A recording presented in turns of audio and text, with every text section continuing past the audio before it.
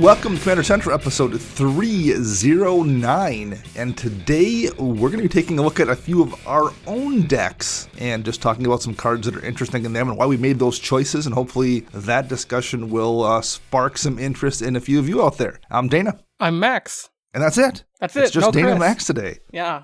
But Chris is doing well. He had a surgery a couple days ago and went off with no hitches, and he is recovering at home and doing pretty good. Yeah. Great news to hear on Tuesday. So hopefully he'll be back next week. If not, we will chart a course without him. Absolutely. Chart a course. Fantastic card. Thank you. Nice reference. Max, you got to actually play a few games this week. I did. I made my rare appearance into the card shop this month. Sat down and played about 4 games with you and Kyle and Justin, and got to test out my new Ishin Two Heavens as One deck. That was a lot of fun. I got there and you were just finishing up blowing a couple people out in a game. Just a little bit, yeah. It's fun. It kicked off early, your first go at least that night. Yes. And then I think you got a little bit flooded the second game, I believe. Or just had some bad draws, or just you were not able to turn the corner with it at all. Yeah, some bad draws. I had, the board states weren't great for what was in my hand at any point in the game, so I didn't want to build into a board state that I probably figured was going to be destroyed anyways, or I had board wipes when there was nothing to wipe away. Just, that happens sometimes, so I'm not going to hold it against the deck. I'm happy with how it is playing, but there are definitely some changes I've already noticed and I am looking forward to making in the deck. Yeah, that's one of those things that it just takes reps, particularly a deck like that that's, very trigger and combat based. And it's just figuring out what things are worth doubling up, what aren't. You just got to probably grind a ton of reps with it, even more so than most decks. Yeah. The first thing I kind of noticed when I got home that night was that half of the creatures in that deck make tokens of some sort, whether a token of something else or a new token in general. Right. So I think I'm going to try slotting an Anointed Procession in there because... Oh, that makes sense.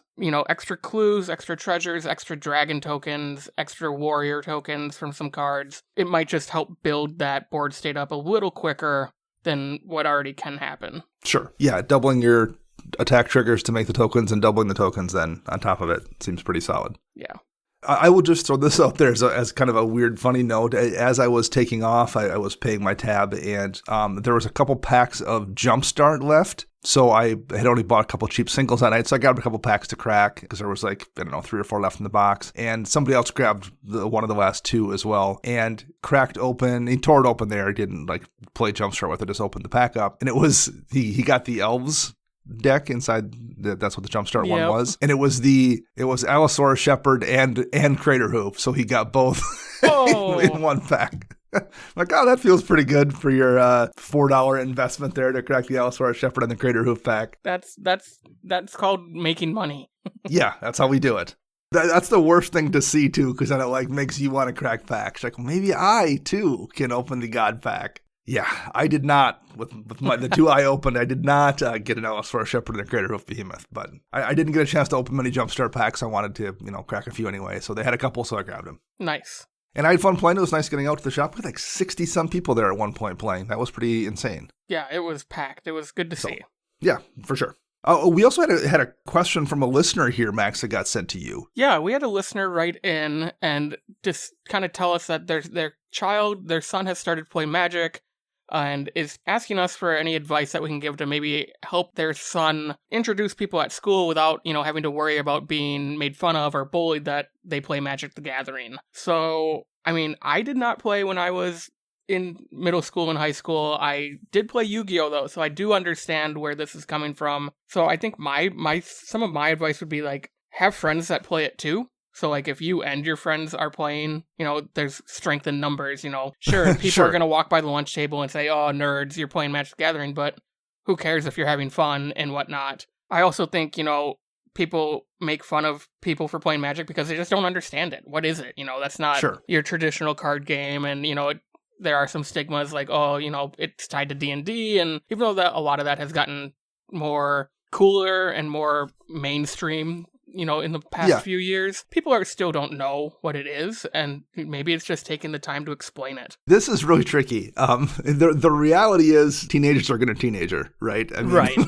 That's universal. That's a tough one. And if it wasn't that, if it wasn't magic, somebody would make fun of you for the music you listen to or the shirt you wear, or like that's just how kids at that age kind of are. They're gonna pick something for the most part. Most of the time, you're kind of vulnerable no matter what.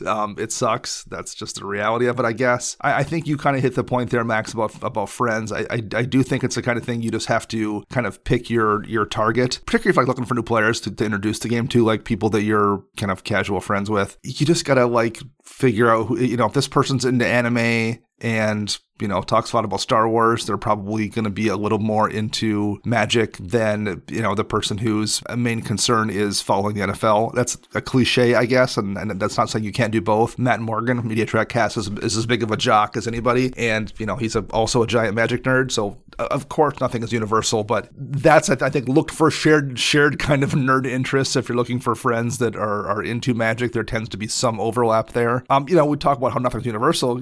Chris is not the kind of guy you would have pegged as a Magic nerd either. He's, an outdoorsman and a fisherman. And if we lived in a different part of the world, Chris would wear a cowboy hat everywhere versus a baseball cap.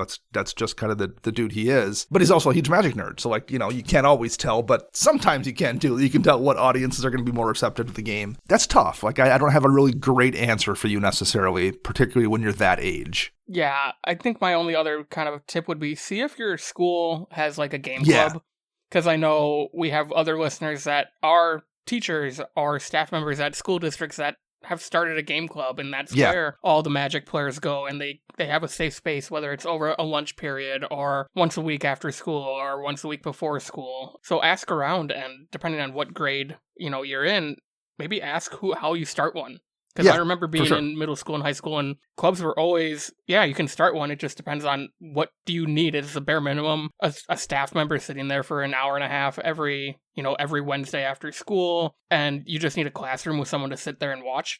That's probably going to get greenlit faster than, we also need XYZ dollars for a budget. Exactly. And I bet you have teachers that would probably be interested in learning, or at least supervising a club like that. Yeah, definitely. Particularly in a slightly larger school, that probably is much easier to find that kind of thing or get it going. Definitely. So hopefully that was a little bit of help on that question, and thanks very much for writing into us. If anyone out there in listener land has any other questions or comments or anything at all, how would you go about finding us, Max? You can find us on a multitude of social media platforms. You can find us on Facebook by searching CMDR Central. Hit us up at Twitter at CMDR Central, and you can find us over at patreon.com/CMDR Central, where you can check out our reward tiers, such as a Decks You Play show, or just joining our community to chat with us and play some virtual EDH. Very good. So let's jump in here and talk about a couple of decks. And Max, we mentioned your Ishin deck that you just put together. Let's take a look at that right away.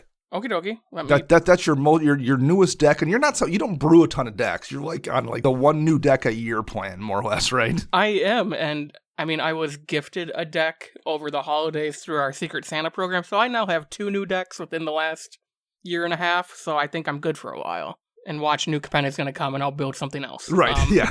So for those who don't remember, Ishin is in Mardu colors, just one of each, so 3 mana for 3/4, Human Samurai. And if a creature attacking causes a triggered ability of a permanent you control to trigger, that ability triggers an additional time. So you've built this deck around just a gazillion attack triggers, kind of like Ishin suggests. So you're starting off with a deck with no green. So your ramp sources are going to be artifacts, and you've got, a 10 or so ramp sources here in artifacts, the 3 talismans, Soul Ring, Arcane Signet, Chromatic Lantern, because you're in 3 colors, and you makes it a little bit easier to make sure you always have the colors of mana you need. I guess Sword of the Animus probably counts because you're going to get lands, and it also has a double trigger. So that makes complete sense here looking at the deck. And again, it's a heavy creature deck because you're dealing with attack triggers, but you also have dug a little bit deep and found some older stuff here.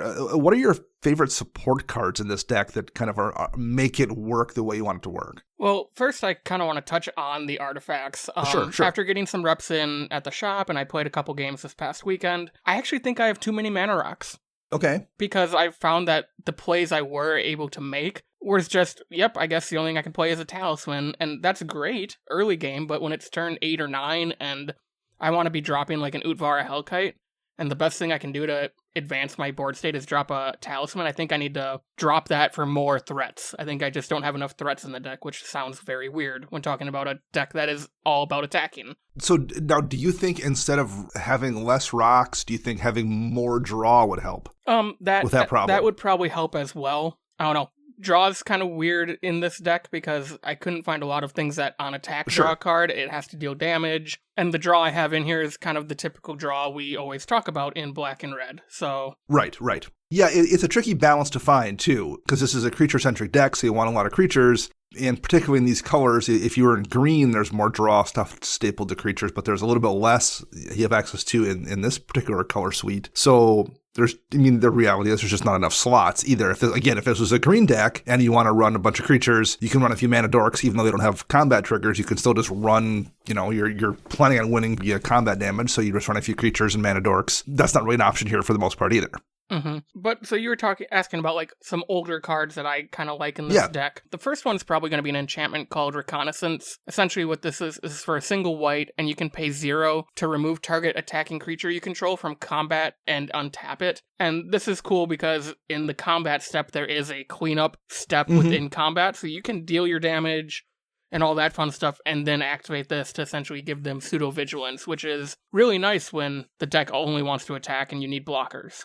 Right. Fervent Charge.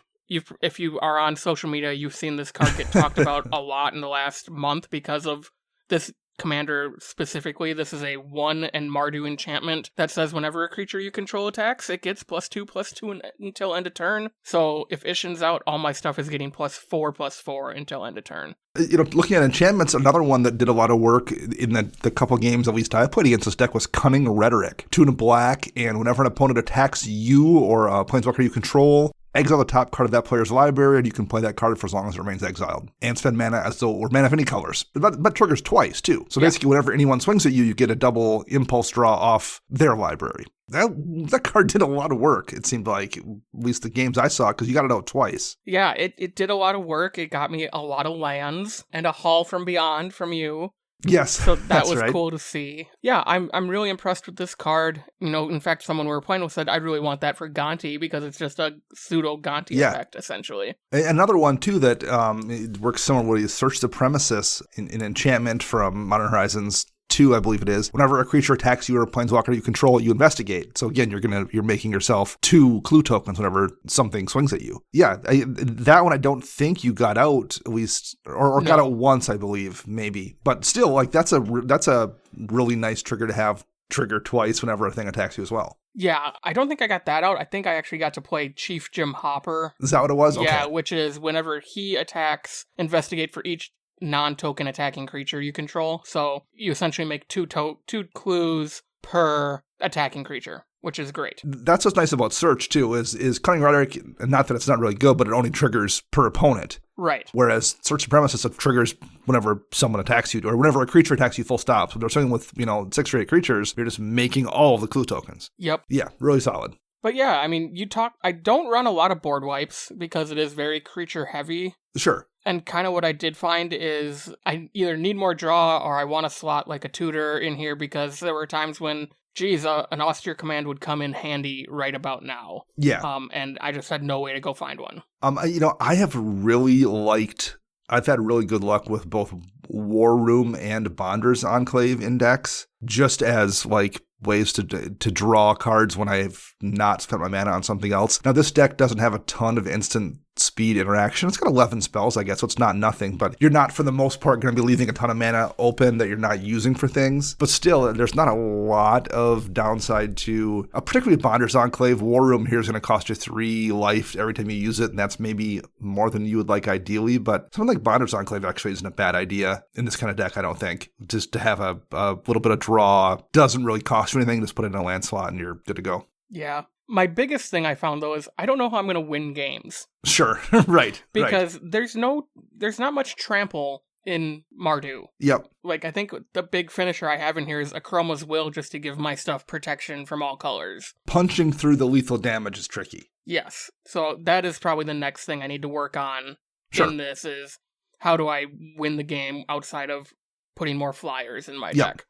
And again, that becomes a tricky thing. Okay, you can find a couple spells or sorceries or things that like will let you do that. How many do you want to run? Do you want to run 3 or 4 of them? In which case then you have to take out 3 or 4 something else that are doing things. So like these kind of decks do become tricky to find that right balance of, things to abuse those triggers and double those triggers and what have you. And also finding ways to get all the things you want in 100 cards. Yeah. But no, I like this deck so far for existing for a week.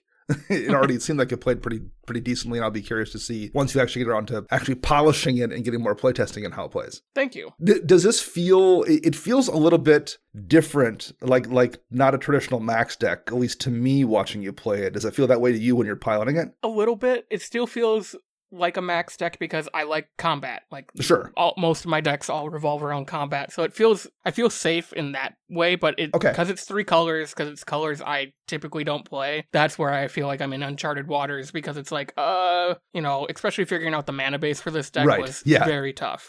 Maybe that's part of it too. I'm not used to seeing you play 3 colors. Mardu, you never struck me as someone who plays Mardu either. So yeah, that's definitely part of it for sure. Yeah. So I'm going to talk about one of my decks that is a little bit newer, and I maybe haven't talked about on the show a ton, and that's my Jury Master of the Review deck. Jury was an uncommon from Commander Legends. He's 1/1 for 2 mana, Rakdos colors. Whenever you sacrifice a permanent, put a +1 counter on Jury, and whenever Jury dies, it deals damage equal to its power to any target. So I didn't have a Rakdos deck, and I had wanted to build one just because I wanted eventually to have like a permanent deck in every color pairing. So I had been trying to build a Rakdos deck, and I didn't really want, I wanted a deck that had a way to win that wasn't necessarily combat damage based, but wasn't really, I'm not a combo player really either. So Jury was one I had looked at for a while, because right there, built into the creature itself, I can see how I can kill people with Jury without having to rely on swinging in, and it's also not a combo deck. So I'm like, I could see what I wanted to do. The problem was, I felt like the logical way to play Jury was probably as a fling commander. And I have a fling deck already with Kresh. So, you can get Jury huge, and then basically if you're going to fling him, he's double flinging basically because he has kind of a fling baked right in. So every time I attempted to build the deck, I just wound up with it looking like a 2-color version of my Kresh list. What finally kind of made it click for me was finding a theme with the sacrifice effects. So instead of just running a ton of things that sacrifice stuff, I decided maybe I'll just lean into treasures. So I went through and there's actually enough treasure makers that came out. And as I was putting this together and trying to figure out in deciding there were in fact probably enough things that made treasures, then we got the Adventures in the Forgotten Realms. That dropped another 6 or 8 really good treasure making spells in those colors that happen to work really well in this deck. Things like the Prosper Tomebound was really, really good. And then we also had Modern Horizons 2 shortly before that dropped a few as well. So this, in the span of a month and a half, I had been considering making this a treasure themed deck, and we just then all of a sudden got a bunch of stuff that interacts with treasures. So, so I will make this be a treasure deck and put creatures and things that generate treasures. And then my thought was, and maybe I will use Infect. So I'll put Infect on Jury and kill people with, a Tainted Strike, and then sacrifice him and deal, 11 Infect damage to somebody that way, 12, whatever it winds up being, and then do it again.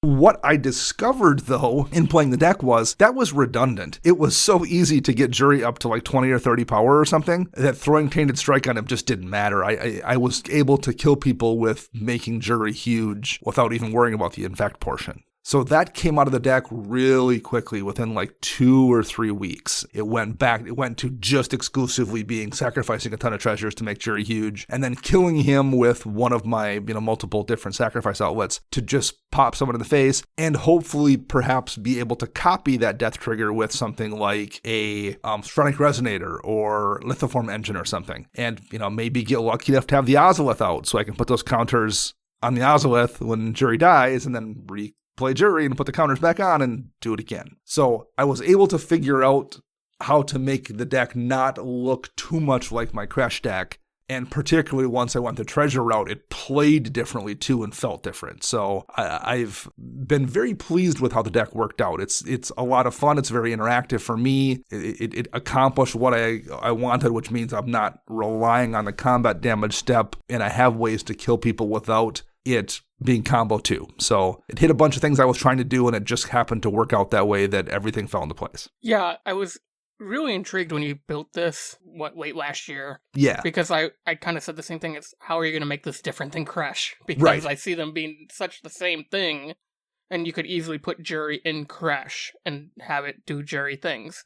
So the fact that you made it all treasure-focused is super cool. Well, thank you. Yeah, it was, because, I mean, you just sometimes, at least for me, just have to find a thing to lean into it to make your deck just not be different than a different one. So, like, I could very easily, in my Crash deck, run cards like Unleash Fury or Overblaze that basically will double the damage a thing does. Could do that in Crash super easily and probably have them be effective. But then you're at that point, too, where you're like, well, do I have enough slots for all this stuff? I really don't in that deck. So that's two ways. Another way I found to differentiate these two decks. I don't have any of the fling effects in Jury that I do in Crash, and I don't have any of the damage doublers in Crash that I do in Jury. So that was another way to like separate these two decks out and also kind of mentally justify it. It's what I didn't want to do was just not run a bunch of fling effects to not do it and then still feel like the deck was worse because of it. You know, you can not put Soul Ring in a bunch of decks out of obstinance, but like at the end of the day, your deck's probably better with the Soul Ring in it. I wanted to not feel like I was doing it just to be obstinate. I wanted to like there to be a legitimate reason. And by leaning into the damage doubling effects, I had to choose. I don't have enough room in the deck to run the damage doublers and run all the flings and run all the treasure stuff. So like that is also a way it kind of gave me to, I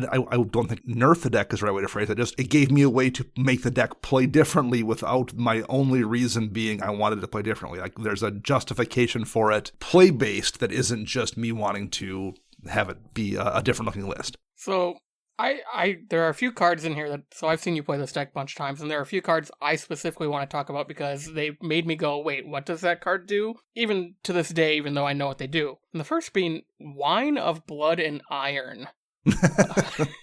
This is a 3-mana artifact that has an activated ability for 4 mana, and it says target creature gets +X/+O until end of turn, where X is its power, and then sacrifice Wine and Blood at the end of turn. Right. And you sacrifice the artifact, you don't sacrifice Jury. Right. Not that matters. I actually probably would be better if it was a Jury sacrifice to give me one more way to fling him. But yeah, what's nice about that is, number one, I think I'd seen this card before and never put it in a deck. I think it didn't register to me that it was multiple uses. It's not a 4 mana and tap, it's just 4 mana. So that means if you have 8 mana available and your creature is a 10/10, you spend 4 mana to make it a 20, to give it +10/+0, and then spend 4 mana to give it +20/+0.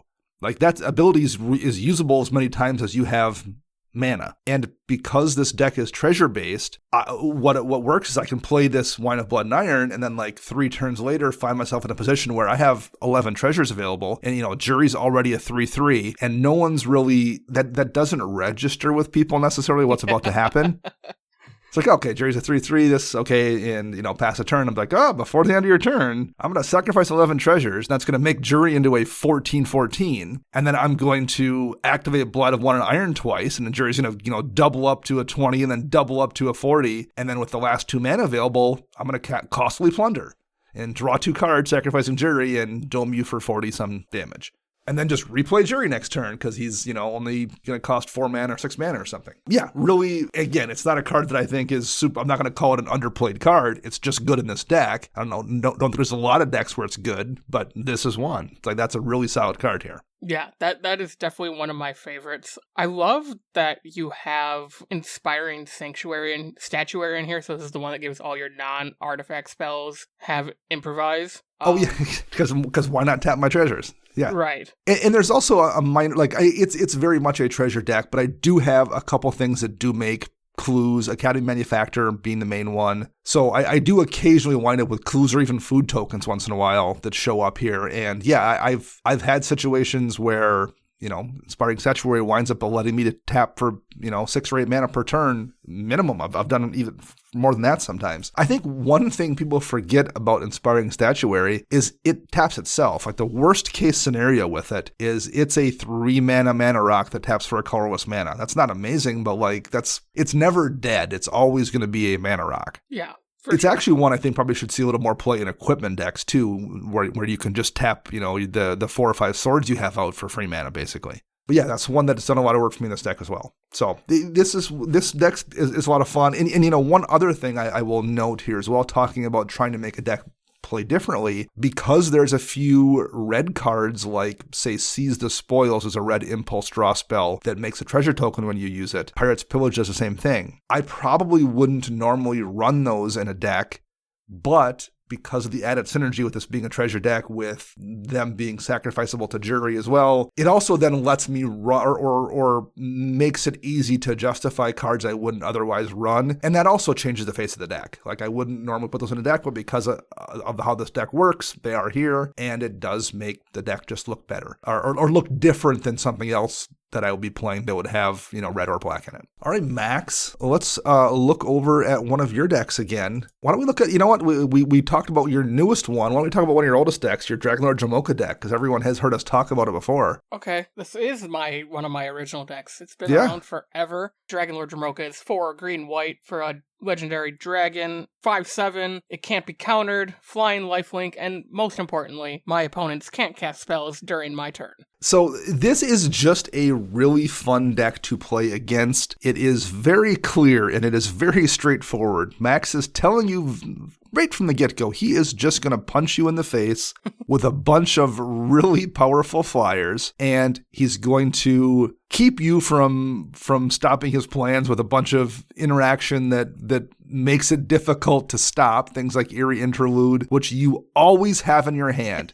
You are always holding some way to protect your stuff, whether it's that or Teferi's Protection. You just always have a way to stop that, it seems like. You have a ton of ways to turn what's already a scary swing into a lethal swing. Things like Duelist Heritage or True Conviction or Akroma's Will or Berserk. You have a ton of really solid removal. This is a deck you've messed around with and tweaked for, 8 years probably now? Yeah, I mean, when did Dragons of Tarkir come out? Yeah, I think so, about that. So you're always messing with it a little bit. It's just a fun deck to play against that's playing fair Magic too. Like it feels like you're just playing against a really fair deck that's really tweaked to the level it should be tweaked to, and it's always going to make for a good game. And by making for a good game, that also means because you've played with it for so long and you've messed with it for so long, you also don't find yourself getting mana screwed or flooded or anything very often because you've just got the levers balanced perfectly because you've played 500 games with it over the course of, that amount of time. Very, very true.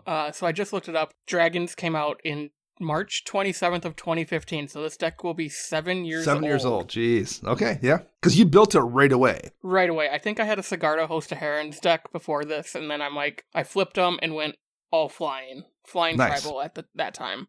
And yeah, you kind of hit on the head. That is my Rule 0 discussion is, this is a Battle Cruiser Magic deck. Every creature in this deck flies, and it's really hard to do stuff on my turn if my commander resolves.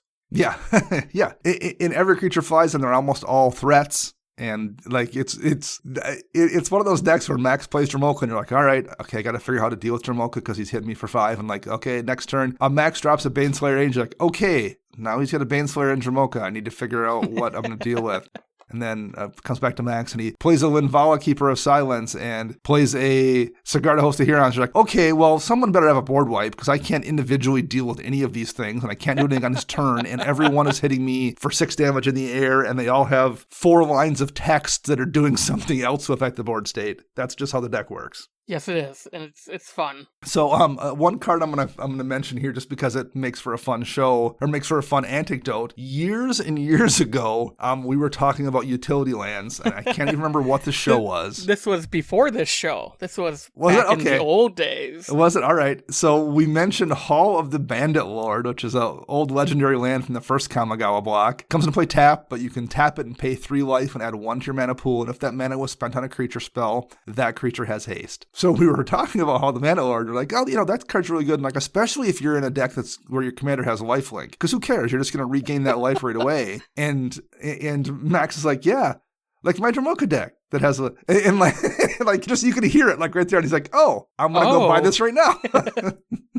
And even more so in that deck because it can't be countered. So it's not like you're paying the 3 life, and it's not like someone's like, I'm going to counterspell that. You're paying 3 life. It's not going to get countered, so it's going to land. It's got haste, so it's going to immediately recoup the life plus more that you just lost.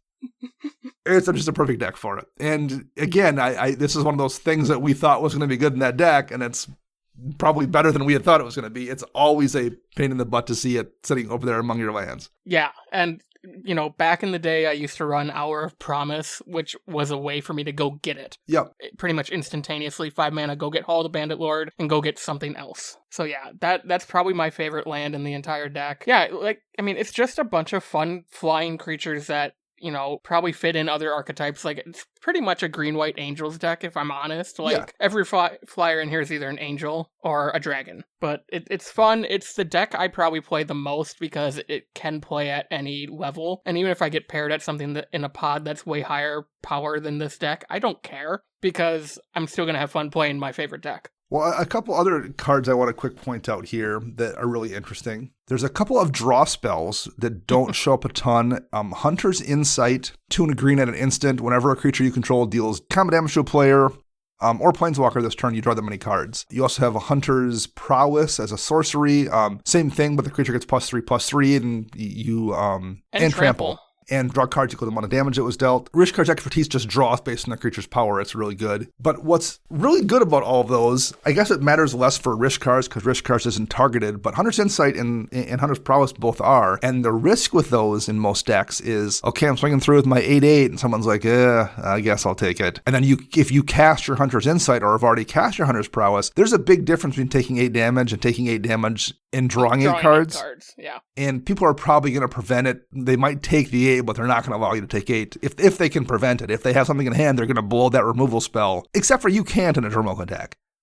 Because you can't cast spells during that player's turn. So when those, draw based on a creature's power or draw based on damage dealt spells come down, you just watch Max draw 6 or 8 or 10 cards, and that's what it is. So yeah, I like that a lot. I like this is one of those situations where spells that maybe aren't that good necessarily wind up being really good in this deck. Yeah, thank you. This is the one deck I think I have that it's very hard to modify because you get flyers in every set, usually in white. Right. But are they better than anything in my list? Personally speaking, sure, it might be because it's a 10/10 for 5 or whatever, but it probably has a big downside to it. But is anything going to be better than Shalai?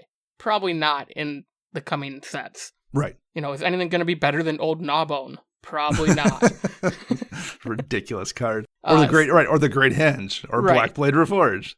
So this is probably the deck that gets the least amount of updates just because of it's so hard to justify taking out Karmic Guide for that new flyer because Karmic Guide is a recursion spell, and when you hear me say, "Oh, Dromoka's going to go to the graveyard," there's probably a chance I have Karmic Guide in my hand. Yeah. And one more I will point out that I kind of like here, Light of Promise from M21 doesn't see a ton of play. Whenever you gain life, put that many +1 counters on this creature. There's multiple ways in here to give double strike for 1. So if Dromoka happens to have double strike, it's hit you for 5, put 5 counters on Dromoka, then hit you for 10 and put 10 counters on Dromoka. Right. And the fact that it's not when the enchanted creature triggers the life gain. Whenever you gain life. Yep. So a lot of the angels in this deck have lifelink, or Odric 2.0 gives everything lifelink. So if I swing out just to kill a player and everything has lifelink, that's that many counters. Yeah.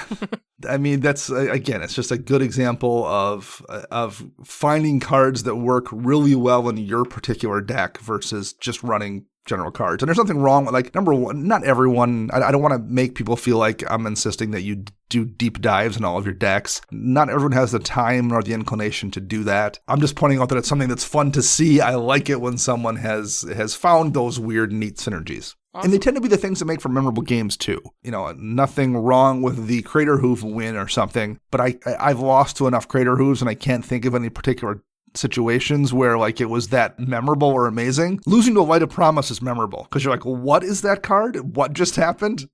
How did Dromoka just turn into a 30/30? Yeah. And the weird things is there's you're talking about synergies, but the Great Henge plus Light of Promise is always 2 counters. Right, yeah.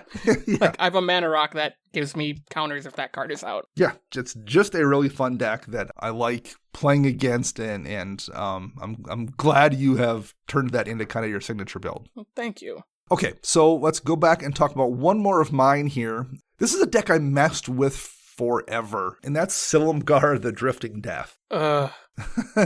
So Silumgar is 6 mana, legendary creature dragon, 3/7 with flying and hexproof. Whenever a dragon you control attacks, creatures defending players control get -1/-1 till end of turn. So I liked it because I like Dimir, and I put this together originally, I don't know, actually not long after Max built his Dromoka deck. Mm-hmm.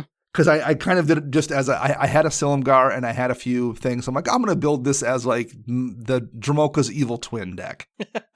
So I put a bunch of flyers in it, and I had a bunch of things like Arcane Adaptation and I think Conspiracy is the other one. There's a bunch of spells basically let you change creature types for all of your creatures in a deck. So I would just have a bunch of like go wide flying fairies and things of that nature that I would turn into dragons. Or at least have also be dragons. So wipe somebody's board when it swings in, kind of control things a little bit, hit them with Silumgar. There we go. That was the plan. I didn't keep it together for too long because number one, the deck fell apart. Silumgar didn't do anything if I didn't happen to have that Arcane Adaptation or that Conspiracy out. There was only like 4 of those cards anyway, so I guess I could have ran 6 tutors to make sure I always had one, but that didn't seem like a lot of fun. If I had one out and someone removed it, then I'm like, okay, I need to find another one, because again, it was way too many moving pieces to make work. So I took it apart pretty quickly. But it's the kind of thing I was always thinking about. I was like, well, I wonder if I can eventually get back to making that deck work. So eventually at Ixalan, we got another one of them. And I guess I mentioned Arcane Adaptation as one of the ones I was using. That's the one in Ixalan. So I was running Conspiracy and a couple of the older ones that weren't Arcane Adaptation. We got Arcane Adaptation in Ixalan. And I'm like, okay, well, that's one more. And then Maskwood Nexus popped up in Kaldheim. So I'm like, okay, well, now I have 2 more. That's probably enough to make this deck work. So I went back and tried it again and put a bunch of,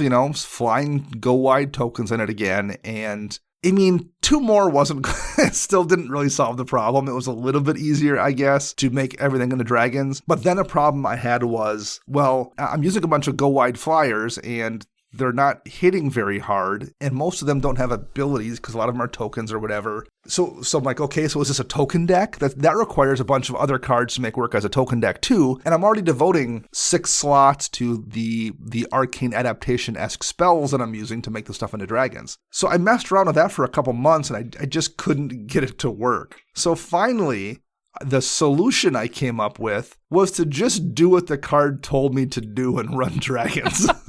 You read the card. Good job, I Dana. read the card because it seems like reading the card tells you what the card does, as the saying goes. And in this case, the card says to just run dragons. Stop making this complicated. You got fancy, Dana. Stop being fancy. And it's still a little bit complicated because there's not a lot of blue-black dragons. There's probably like 35 to 40 of them total, and a bunch of them are bad.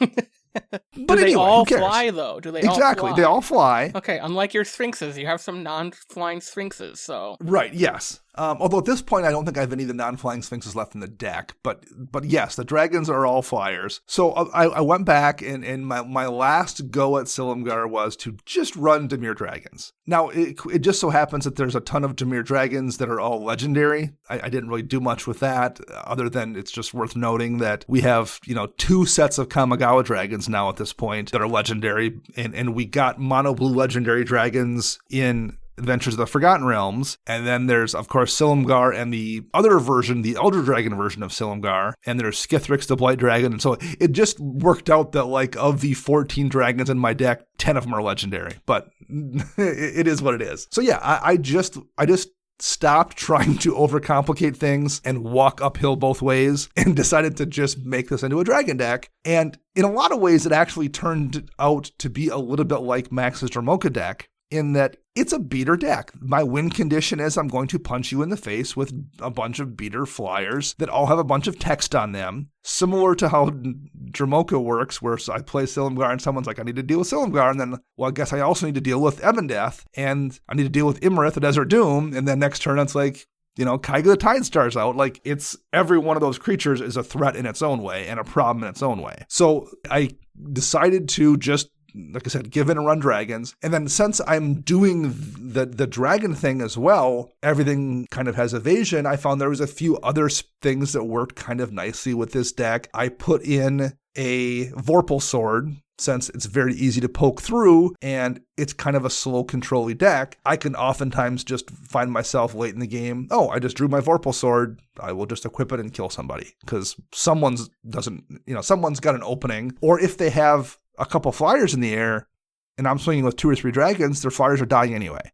So it's just very easy to poke through and hit somebody with a Vorpal Sword. That's kind of one of my alt kill conditions here. There's a black market in the deck because I tend to, take out 1/1s and 2/2s really easily. Why not have a black market for mana? And if I'm running black market, Revel and Riches makes sense, and that's another alternate win condition here as well. So the deck just kind of fell into place after I decided to actually just do what it's telling me to do. Yeah, I'm happy you finally got this deck to work. I've seen every iteration. And I'm glad we're reading the card. That helps.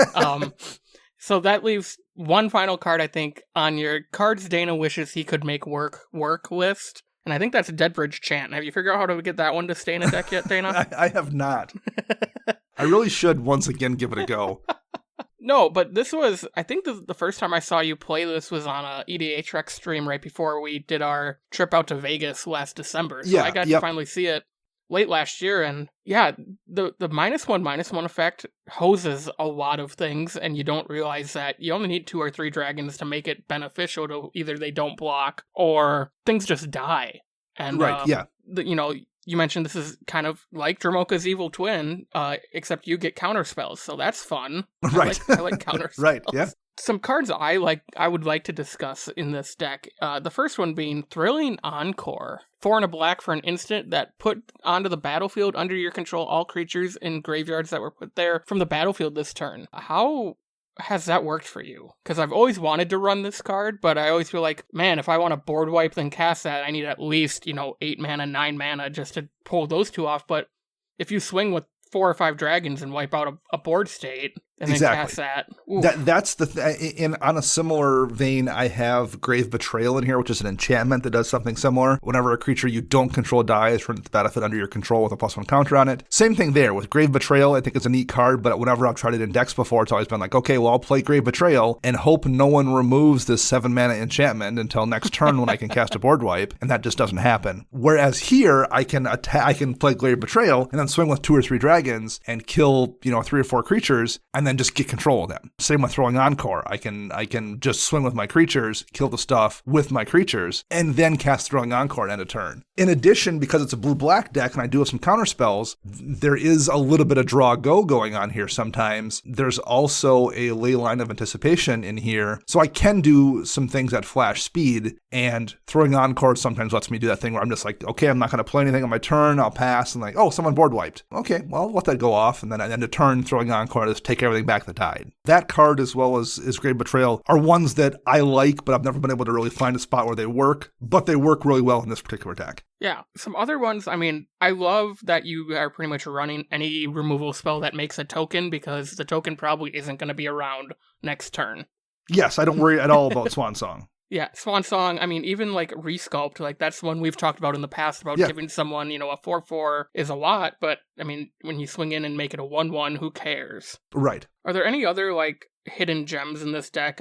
There's a Crux of Fate, that makes sense. It's Dragon Tribal. Yeah. That's always a one-sided board wipe. Crippling Fear, that's another creature type card that cares about the card type. How has that worked out for you? Really, really well.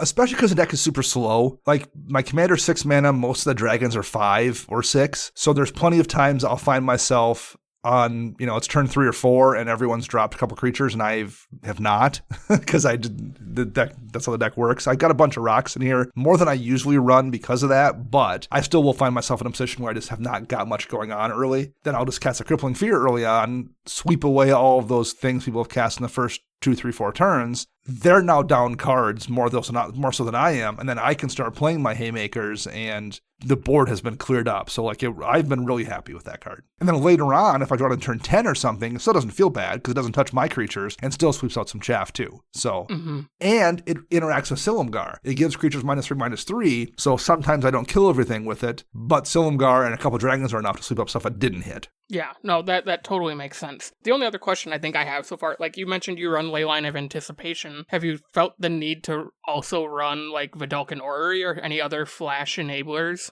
I think one is enough, because the deck doesn't, it's like more of a bonus than it is something necessary for the deck to function. It is nice with this many big creatures to not have to tap out to cast that Shimmer Dragon and then hope no one board wipes. If Leyline's out, I can just wait and flash in for end of turn, and I'm less likely to get burned, I think. That's the main way I use the Leyline, is just to minimize the damage done to me by someone removing these giant creatures. But I don't think it's important enough for me to necessarily worry about also running Vedalken Orrery. Okay, that makes sense. I just was curious because, a lot of the time you see one, you see the other, especially the fact that this is a very slow deck. Yeah.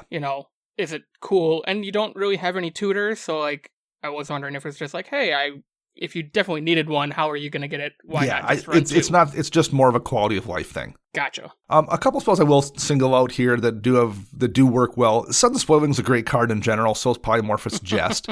They're just that much better here, where I can make everyone's creatures 0/2s or 1/1s, and then much easier to kill the board than with a Silumgar and another dragon swinging in. But those are pretty decent to run in a whole lot of decks. The one that you don't see very often but does do pretty good work here is Mass Diminish. Until your next turn, creature target player controls have base power and toughness 1/1. So it doesn't remove their abilities like Polymorphous Jest or Sudden Spoiling, so it's not a card I would run outside of this deck. But in this deck, that's great, because that's enough to basically let Silumgar kill stuff. And then it has flashback too, so I can use it twice, or I can use it if it gets milled, or even if it gets counterspelled, I can still use it again on the flashback. So that is kind of a more obscure card that does really good work here. And I mentioned how many legendary dragons there are in this deck. So as a result of that, I'm running Manamo, School at Water's Edge, as a land. That's a legendary land from the same set, same cycle as Max's Hall the Bandit Lord. And it's basically taps for a blue mana, comes into play untapped. There's really not much downside here. And I can spend a blue and untap target legendary permanent. I don't have any activated abilities that I care about, so that's not why I'm using it. It's just basically an island. I mean, yes, occasionally I might get burned by a, Blood Moon or something, but for the most part, there's no downsides. And it's just a free way to kind of give my stuff vigilance, or do a combat trick when someone thinks I'm defenseless, and I can just untap one of my legendary dragons because they're almost all legendary. So that's one that's done. It's actually, I've been very happy with it since I started trying that in this deck. Same thing with Port of Carfell, I think is a pretty good land in general, but it's especially good here where my creatures are expensive. It ETB's tapped, and it taps for blue, so it is a tempo hit, but it does tap for blue. You're not tapping for colorless either. And you can spend 3 blue, black to sacrifice it and to mill 4 cards, then return a creature card from your graveyard to the battlefield tapped. You're also not restricted to sorcery speed, so you can do that before the end of someone's turn when they think they aren't going to die to damage. You can bring something back. But why I like it a lot here is, again, my dragons are so expensive, and I don't have that many. There's only 15 creatures in this deck. Being able to recur one and not have to give up a card slot, it's just in a land slot, has been very, very useful. So it's a card I like a lot, and especially in this deck, it's been real solid. Yeah, no, that all makes sense. And yeah, I love seeing this deck come out. So yeah, I'm happy it's in your stable. Well, thank you. Max, let's do one more quick look at one of yours here before we sign off. Okay. Brago King Eternal. Ooh, Brago. So would you say, is Brago your strongest deck probably? Yeah, I think I have to, just because of the cards that people would say make it a strong deck. That's actually what I was thinking. I mean, not that it's not a strong deck. I do think it definitely is. But once you factor in the Mana Drain and the Fierce Guardianship, and there's a few of those kind of cards in here, I thought you Grim were Monolith, Manifold. I thought we were just talking about the fast mana, not the instants. So this probably is the one that, if someone just read a list of cards in the deck, they would probably assume is your strongest as well because of that. Yeah. I mean, I run every fast piece of mana I can outside of Mana Crypt. Not because I don't have one, just because I just don't have it in this deck. Sure. I run every counter spell that I enjoy running. So, everything from Fierce Guardianship and Mana Drain to Force of Wills and Pact of Negations and Arcane Denials. I also run those things like Ghostway and Eerie Interlude to get more ETB effects. And then on top of it, I think what really makes this strong is I run all the Planeswalkers that kind of shut the rest of the table down. Like I run a Narset Part of the Veils, I run Baby Teferi, I run Teferi Hero Dominaria, I run Venzer the Sojourner, I run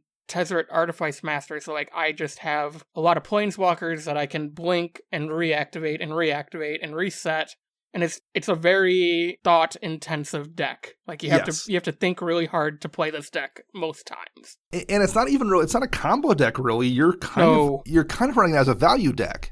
I would say it's a value control deck. I like to control the game to what I want to do, and then get value out of everything, like you said. So like everything, almost every creature has an ETB effect, whether it's Cloudblazer and Mauldrifter drawing me cards, to, Sun Titan getting back my mana rocks, to Torrential Gearhulk being a more expensive Snapcaster Mage, all the way to like Gwenolendra. I do run stuff that doesn't have ETBs, like Gwenolendra and Thassa, God of the Sea, but those are just more things to help me punch through with Brago, essentially, or control the board.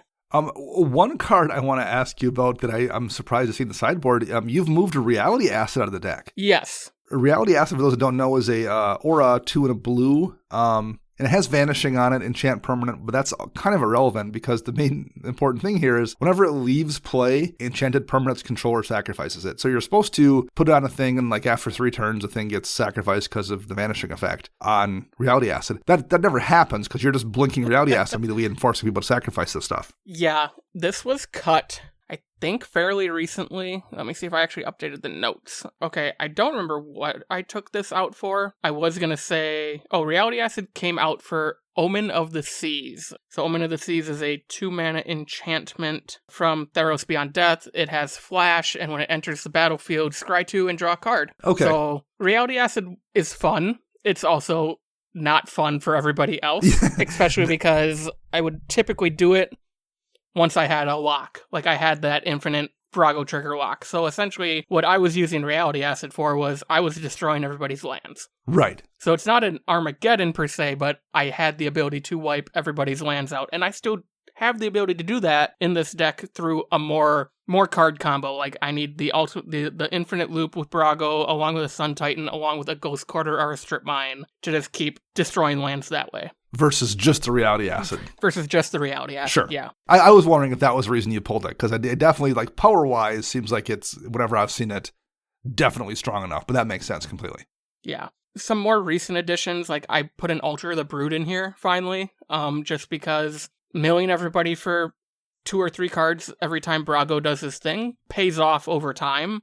Sure. Yeah, I am going to get hosed with that graveyard deck or whatnot, or someone running an Eldrazi Titan and just shuffles it all back, but more likely than not, that's not going to happen every game, so it's just a way to help add another win con into this deck because it does not have a lot of win cons. That's one. I feel like that the approach addition to the deck has helped a lot with that win con thing for sure. Yeah, approach was probably the first big win con I put in this deck about a couple years ago, probably right before the pandemic, just because it was like, I need a way to win the game. Is it fun? Sure. I have more fun doing that than like Torment of Hailfire for 1,000, because approach can still be countered. It can still be, someone could make me shuffle my library. Someone could do whatever they want to it, versus, hey, I'm going to torment for 1,000,000 mana and you all lose. It's much more interactable for sure.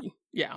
I think that is going to wrap up our little mini show and tell on our own decks here in episode 309. I think we'll be back next week, hopefully with Chris, and if not, it'll just be Max and I running the show again ourselves. I'm Dana. You can find me on the Twitter birds at Dana Roach. You can find Max at CMDRCentral_Max, and you can find Chris at WiseSquishy1. Our show is edited by Rafael Garcia. You can find them on the Twitter birds at Ursa Bearwalker, and our podcast theme is Retro Future Dirty by Kevin MacLeod, licensed via Creative Commons. We'll be back next week with another show. Until then, I'm Dana.